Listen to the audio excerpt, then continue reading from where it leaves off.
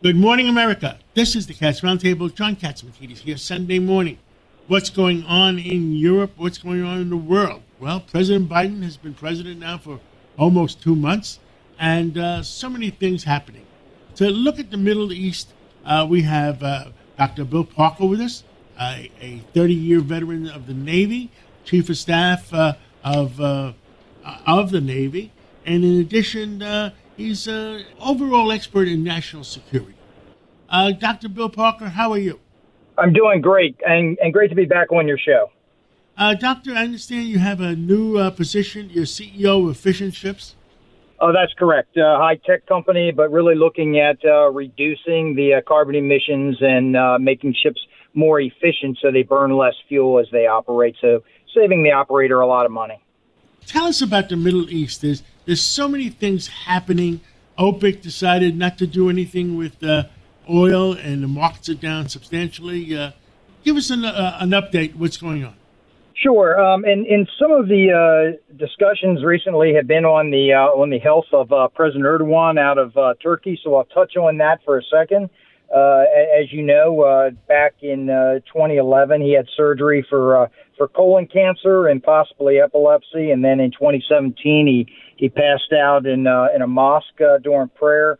And he's looking like he might be struggling a little bit now. But more than physical, I think that Turkey has some major problems right now.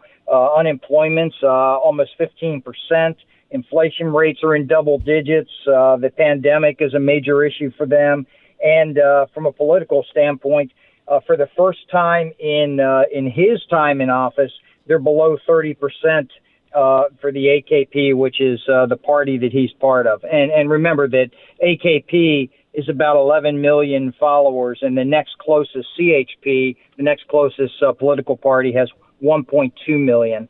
So it's pretty significant when you have a president that really controls the vast majority of the voting public, if you will, today. But it looks like people are starting to lose faith in him.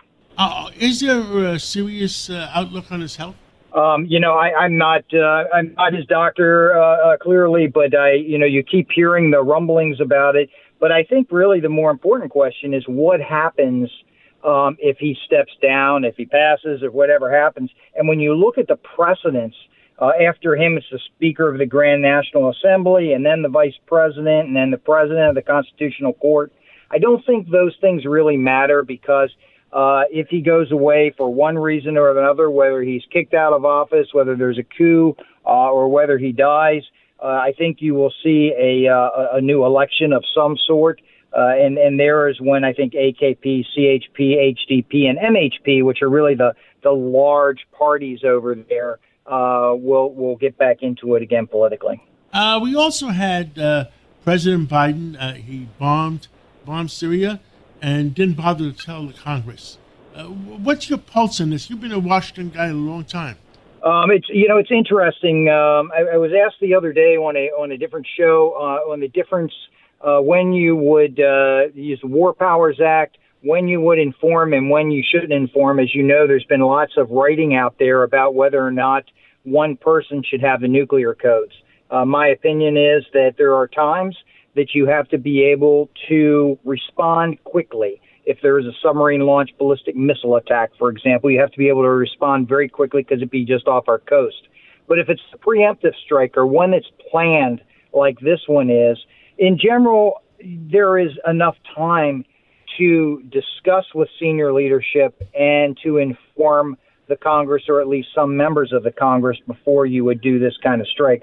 I do find that it's consistent with what you sometimes saw with other presidents before, but not on a regular basis. It was more for a response as opposed to a preemptive strike like this was, where you would expect that the government is informed. Do you personally believe that maybe the White House felt that there might be leaks if they did do it?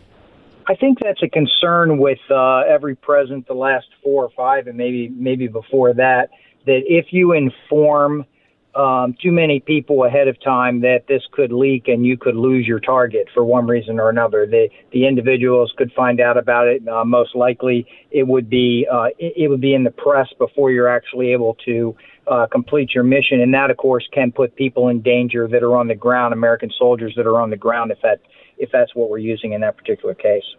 Now, there's so many other things happening, so many meetings. I don't know where to begin. I understand that Yemen still has a serious problem with Iranian. Well, I'll tell you, Yemen does have a major problem. Yemen and the Saudis continue to fight with the Houthi rebels in Yemen. Much of that is supported with weapons from the Iranians, the Iranian Shia, the same Iranian Shia that are supporting attacks against Americans in Iraq, the same Iranians that are supporting and have supported weaponization of Azerbaijan against the Christian country of Armenia.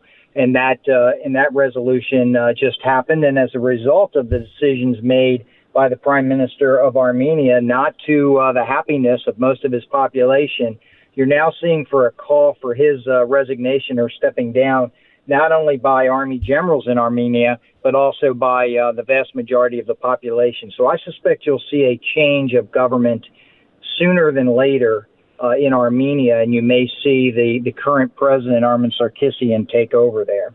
Israel and Saudi Arabia. President Biden has encouraged more conversations there. What's going on? He has encouraged more conversations there. I think there's a reality now, reality check. You can say a lot of things when you're running for office, but once you're in office, the reality hits. And one of those realities is that two of the countries that have been most to our alliances, to NATO writ large, and to the United States specifically, have been Israel and Saudi Arabia in many ways. And so when you're dealing with leadership in Saudi Arabia and you're talking one way during an election, you may transition to something else when you realize you have to work very closely with these people for the best interest of the United States.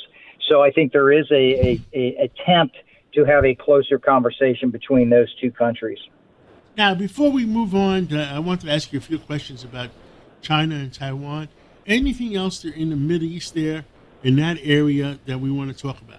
Well, I tell you, I think it's really interesting that the Pope is visiting Baghdad and Iraq in general. I mean, they have between 500,000 and 1.5 million Christians, depending on which paper you read, etc. They've had a long-standing, very small Christian community in Iraq. But the flip side is that you're probably not going to change any hearts and minds within Iraq itself. So it's a bold move for the Pope to visit there. On the other side, he is putting a lot of people in danger by protecting him while he's there. And he says he's going to Mosul, he's going to Baghdad, he's going to some other places.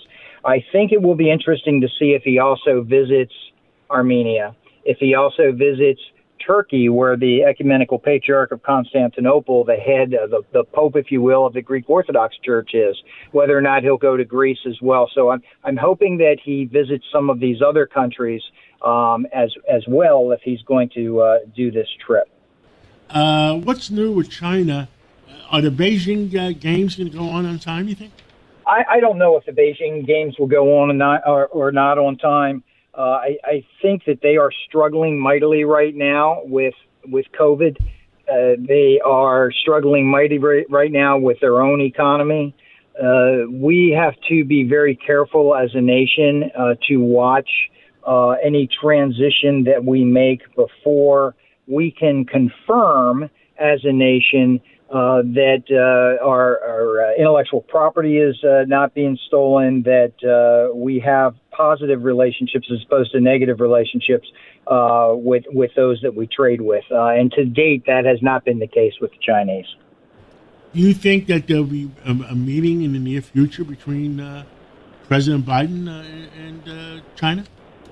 I do, but I think, quite frankly, that we would be better suited. The Chinese do much better when they're in one-on-one relationships, and they struggle when they're in relationships or meetings that are multilateral. So we would be better suited, I believe, as a country to go to the United States, the UK, and many others of our friends and allies to have a collective conversation with China. And again, what they tend to do, the Chinese tend to do, is do one-on-one. In many cases, you'll hear Xi Jinping specifically state that he wants to make sure that Thucydides' trap never really happens. And yet, when you listen to him, what he's really saying is, be careful, because if you're not doing things the way we want you to, we could drag you into a war of some sort. While he's not threatening war, he is certainly threatening capabilities, and their capabilities militarily, economically, et cetera, are improving by the day. Taiwan. Should we worry about it yet? I've worried about Taiwan for a very long time. Look, I will say on one side that Taiwan is ready for a fight if that happens. It will not be a walk in and take the island kind of thing. On the other side, they are outnumbered significantly, and that will be a very tough decision. As just stated with their new president, President Biden, that we will abide by Article 5 with all of our friends and allies, basically saying that we will defend our partners. If they are attacked, then we are attacked. It will be very interesting to see where we will go with Taiwan in particular, and with some other countries too, quite frankly, but that's a big one. All has been quiet with North Korea. What do you hear? Well, it's not really super quiet over there on the peninsula right now. There's continuing to be testing of weapon systems. There's continuing to be testing of submarine-launched ballistic missile capability. There's continuing to be a major issue of COVID internally to their country that they are also dealing with right now. The reality is that there's a possibility, I think, within the next decade, that you could eventually see a unification of the North and South.